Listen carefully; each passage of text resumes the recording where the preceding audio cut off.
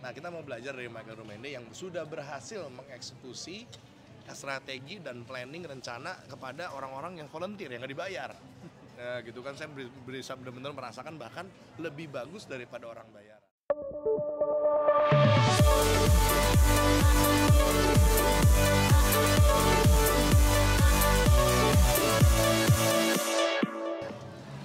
Halo, masih kembali lagi bersama Joshua Sutanto dan Michael Rumende. Ini bagian yang kedua dari yang sebelumnya. Tapi ini juga penting buat yang sudah pada nonton Meeting Mastery. Ya, saya ada online course namanya meetingmastery.id, bisa dicek di situ. Ini lanjutannya dari kita udah melakukan meeting yang benar. Terus kita udah juga lakukan semua sistem-sistemnya, kita bikin aturannya segala macam. Yang susah adalah eksekusinya. Itu yang paling susah. Kalau ngomong gampang, saya juga ngomong gini gampang nih, eksekusi susah banget. Nah, kita mau belajar dari Michael Rumende yang sudah berhasil mengeksekusi strategi dan planning rencana kepada orang-orang yang volunteer, yang nggak dibayar. Nah, gitu kan, saya bisa benar-benar merasakan bahkan lebih bagus daripada orang bayaran. Kita mau korek nih rahasianya nih. Jadi yang sering kita rasakan gitu, bro. Iya. By the way, Michael Rumende adalah leader di organisasi yang cukup besar ya, hampir 1.000 orang ya, dan lebih kayaknya tuh, dan berhasil mempraktekkan sistemasi supaya timnya itu bekerja bukan hanya untuk karena nggak dibayar, jadi memang bukan karena uang gitu, karena sesuatu yang lebih baik dan itu jalan gitu. Nah, yang kita mau tanyakan mungkin di sini. Jadi gimana membuat planning yang kita udah buat di meetings ya, kita udah meeting udah bener semuanya, udah notulennya. Itu kan mau merencanakan sesuatu kan. Oh, kita bikin gini. Nah, itu seringkali itu nggak jalan. Iya, tapi begitu udah pas ditanyain lagi pas ingat juga leadernya, pas udah ada klien komplain, terus begitu baru ini gimana? Oh iya, itu belum jalan ya gitu. Nah, seringkali tuh eksekusinya tuh susah banget gitu. Gimana, Bro? Iya. Supaya nggak susah. Sebenarnya peranan dari setiap tim leader tuh penting ya, untuk mereka tahu setiap ada kan dalam meeting itu kan ada tactical meeting, ada strategic meeting kan. Nah, kalau di tim kita misalnya kayak kita mau address a certain problem. Kita bertanya, ini tactical meeting atau strategic meeting? Kalau strategic meeting berarti biasanya itu akan mengubah, membicarakan mengenai bagaimana cara kita memperbaiki proses. Misalnya proses asimilasi tim member baru misalnya, volunteer baru misalnya ya. Bagaimana kita make it better? Oke, it's a strategic meeting. Karena itu kan mengubah cara kita bekerja. Kalau merubah sistem masuknya di strategi. By the way, bagi yang belum tahu strategic dan tactical itu apa, temukan video saya yang awal-awal yang bersama Michael Rumende juga yang bahas tentang tipe-tipe meeting. Nah, di situ ada dibahas ya. Jadi kita lanjutin aja di sini. Iya. Jadi ada yang tactical, yang weekly, sama yang strategic kan. Tactical kan biasanya yang biasa terjadi, yang itu kita evaluasi. Tapi kalau strategic itu bahkan mengubah cara kita bekerja misalnya. Iya. Itu evaluasi meeting sebenarnya itu ada di strategic meeting. Nah, buat kita yang paling penting itu bukan notulen rapatnya sebenarnya. Bukan. Notulen rapat penting adalah untuk merecord bahwa kita membicarakan hal ini kapan aja kita bicarainnya dan targetnya apa aja. Benar, itu penting. Tapi yang lebih penting lagi sebenarnya action plan-nya, to-do list-nya. Yes. Dan seringkali kan meeting akhirnya selesai tanpa juntrungan. Tapi harus diakhiri dengan oke, kalau gitu yang kita bicarakan A, B, C. Kalau gitu untuk bisa mencapai A, B, C, kira-kira langkahnya apa aja untuk A ini tercapai, B ini tercapai, C ini tercapai. A1 lakukan nih, A2, A3. Dan itu semua di-assign kepada orang. Dan ada due date-nya. Nah, itu udah pernah belajar tuh di Meeting Mastery di bagian yang 11-12. Udah tuh harus bikin action plan. Nah, ini udah bikin action plan. Kalau yang masih belum bikin action plan harus pelajarin di meetingmastery.id dulu. Kalau udah, nah ini selanjutnya udah dibikin action plan segala macam, udah dimasukin ke dalam task list ya, segala macam, tapi masih nggak kejadian juga. Nah, itu berarti follow up. Perlu ada follow up meeting of the same strategic discussion. Jadi misalnya strategic discussion-nya adalah membahas bagaimana cara improve volunteer recruitment misalnya, volunteer recruitment. Itu strategic discussion-nya. Meeting pertama adalah membahas bagaimana to improve it.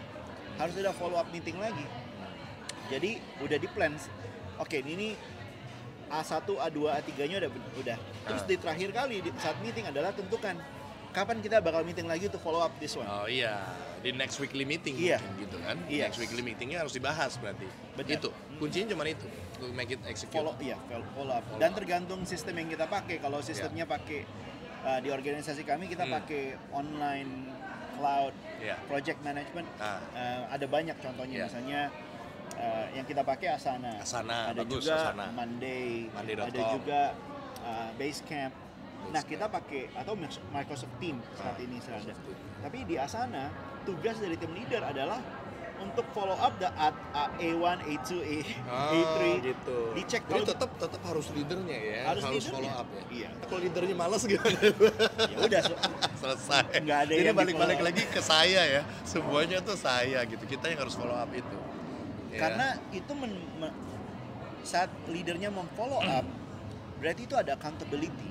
Iya. Nah, kalau misalnya leadernya nggak bikin timnya accountable dengan apa yang sudah di-assign kepada mereka, itu akan membuat sebuah culture bahwa kita cuman disuruh-suruh doang. Kita cuman bikin list doang, tapi nggak selesai pun nggak apa-apa karena nggak dikejar juga. Nggak ditanyain. Nggak di follow up.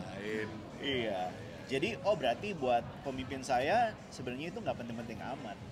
Tapi saat kita follow up, itu sebenarnya menentukan bahwa hey, apa yang kita sudah tentukan bareng-bareng itu penting untuk kita selesaikan, karena itu akan menentukan organisasi kita menang di bagian mana. Ada why-nya juga berarti yes. Why-nya harus kita jelasin, karena orang disuruh nyapu karena bingung, nyapu ngapain, lu bersih lu gitu. Iya kan? Ya, orang disuruh kerjakan sesuatu, kadang-kadang dia nggak tahu, cuma tahu job desk-nya. Mereka harus ngerti why-nya. Benar, gitu kan? the why. Terus udah gitu berarti memang harus di follow up. Nggak ada cara lain ya selain harus follow up.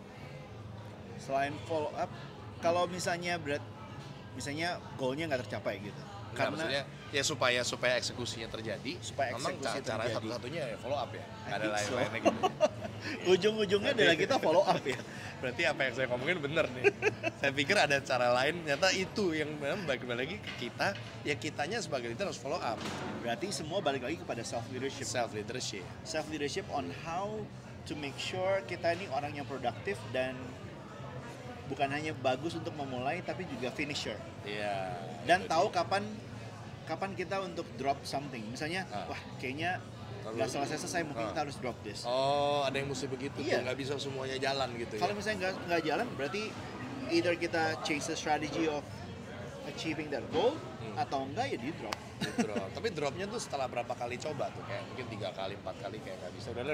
Udah gitu ya misalnya. Kita yang tahu sendiri prioritasnya sih. Prioritasnya karena tentukan prioritas. Karena memang leader itu sukses itu leader harus eliminasi. Success is the art of elimination kan. So you have to eliminate, terus fokus pada yang tertentu. Kalau semuanya mau dijalanin, fokus pada yang terpenting. Ya, jadi wacana forever nanti. Benar. Oke, so jadi balik lagi ke kita, gimana cara eksekusi bisa jalan? Anda dan kita semua sebagai leader harus memfollow up apa yang kita minta, apa yang kita instruksi. Ya, kemarin ada yang nanya ke saya soalnya, Coach itu gimana sih caranya supaya autopilot gitu, supaya jalan yang nggak usah di follow up? Ya nggak bisa, harus di follow up.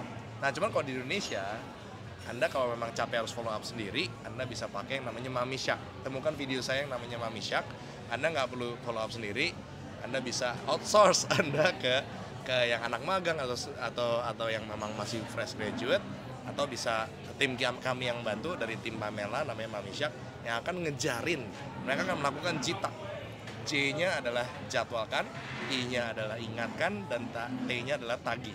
Jadi dijadwalin, diingetin terus, ditagih sampai dapet gitu. Itu follow up itu. Iya. Kalau misalnya emang nggak mau sendiri, ya kita kasih delegasi ke orang itu. Tapi kalau memang tetap kita pun mesti nanyain si itunya kan, si Mami Shark-nya itu. Si Mami Shark. Harus ada yang bikin mereka accountable juga. Iya, terus ditanyain ya. Alright, ada kata-kata terakhir, pesan terakhir untuk teman-teman kita? Jangan kita seringkali merasa discourage di saat sebuah project nggak jalan. Tapi mungkin project itu nggak berjalan sebenarnya karena ada alasan lain, gimana. Dan kita harus tahu kapan harus to drop that project itu and penting. To pick up something else yang lebih better. Yes. Kadang-kadang kita maksain sampai nggak bisa juga, akhirnya malah jadi cost juga ya. Iya, cost pada semua, moral turun, ya kan. Kenapa nggak jalan nih gitu ya. Kalau kita yang ngerasain sendiri lah. Itu juga pelajaran yang saya dapat hari ini. So kalau memang ada sesuatu yang nggak jalan secara terus-menerus, udah kita drop aja. Oke, thank you Michael Rumende. Ketemu lagi di lain kesempatan, bye-bye. Jangan lupa juga pastikan subscribe di channel-channel saya di YouTube, Instagram, dan Facebook. Dan juga pastikan komen di bawah ya kalau yang eksekusinya susah jalan. Ada cara-cara lain yang nanti saya akan bagikan juga dari Michael Rumende juga dari saya. Dari para expert-expert lain untuk membantu Anda supaya eksekusinya jalan dan dapat hasil. Alright, bye-bye.